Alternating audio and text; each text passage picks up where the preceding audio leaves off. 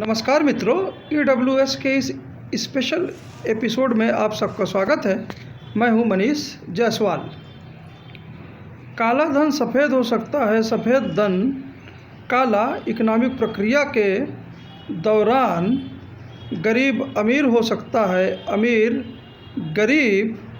पर एक बार जन्म के समय अगर जात का ठप्पा लग जाता है तो चिता पे जलने के बाद भी यह छूटता नहीं है। और यहाँ तक कि 13वीं बरखी या जब भी कभी भी उस मृत आदमी की चर्चा होती है कर्मकांडों में, तो उसकी जात और गोत्र का उल्लेख जरूर होता है।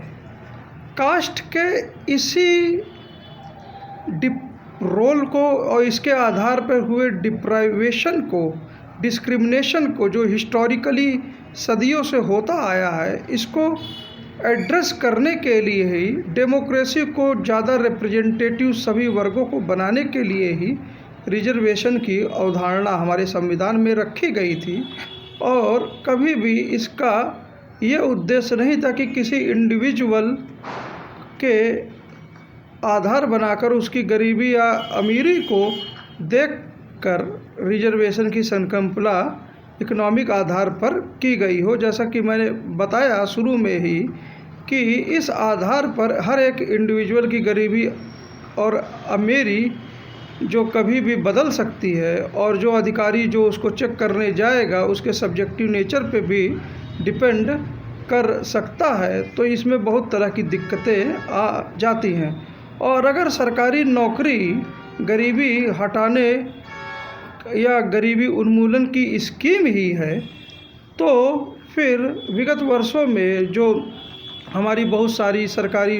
भर्तियों में जो सुस्ती आ गई है, बहुत सारी वैकेंसियां रिक्त हैं, और जैसे जैसे हमारी आबादी बढ़ रही है उस हिसाब से सरकारी नौकरियां सरकार ने बढ़ाई क्यों नहीं। इसके बजाय अंधाधुंध प्राइवेटाइजेशन और डिसइन्वेस्टमेंट की नीतियाँ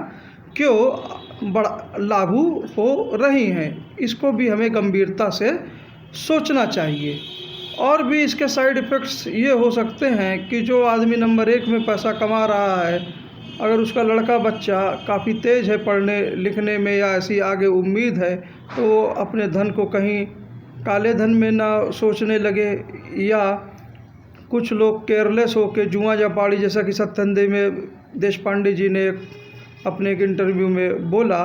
कि इस तरह से रातों रात गरीब हो गए तो उनको कैसे आप एड्रेस करेंगे। NDTV की एक रिपोर्ट है प्राइम टाइम में रवीश कुमार जी की शायद, जिसमें ऑक्सफाम की किसी एक दूसरी संस्था की रिपोर्ट के माध्यम से ये बताया गया था कि 25,000 रुपये प्रति माह जो व्यक्ति उससे अधिक कमाते हैं, तो वो टॉप 10% लोगों की श्रेणी में भारत में आ जाते हैं। तो अगर हम मान लीजिए कि इस तरह के इकोनॉमिकली वीकर सेक्शन का रिजर्वेशन जो हमने जनरल कैटेगरी के लिए सोचा हुआ है, सवर्णों के लिए सोचा हुआ है, गरीब सवर्णों के लिए, तो अगर मान लीजिए कि इस स्थिति में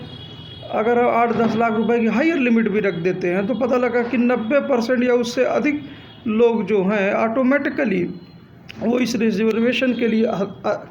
मतलब उसके दायरे में आ जाएंगे। तो कहने का मतलब ये है कि मतलब सभी लोग इस रिजर्वेशन का पार्ट हो जाएंगे। और जो कि जैसा कि क्रीमी लेयर कॉन्सेप्ट होता है OBCs में, जिसमें जो इकोनॉमिकली अपर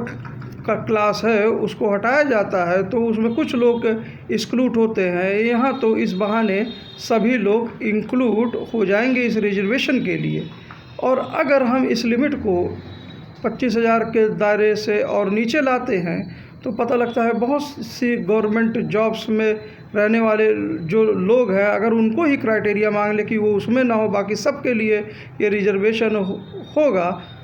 तब भी आपको पता लगेगा कि एक बहुत बड़ी आबादी तब पर भी एक ऐसे मतलब अनडिस्क्रिमिनेटिव उसमें हो जाएगी, अनडिटर्मिनेट फॉर्म में हो जाएगी, जहाँ पर टेक्निकल ही नहीं गरीबी अमीरी डिसाइड करने में फैक्टर्स को मतलब दिक्कत होगी, बल्कि व्यवहारिक तौर पर जो अमीर आदमी है वो अपने आप को गरीब घोषित करने की कोशिश करेगा, और गरीब आदमी की पहचान अधिकारी वो भी अपने सब्जेक्टिव तरीके से अन्य फैक्टर के ज़रिए, जिसको मैं कहना नहीं चाहता, उस पे आधारित हो सकती है। इसलिए इस तरह का रिजर्वेशन न संविधान की मूल भावना और न ही प्रैक्टिकलिटी के आधार पर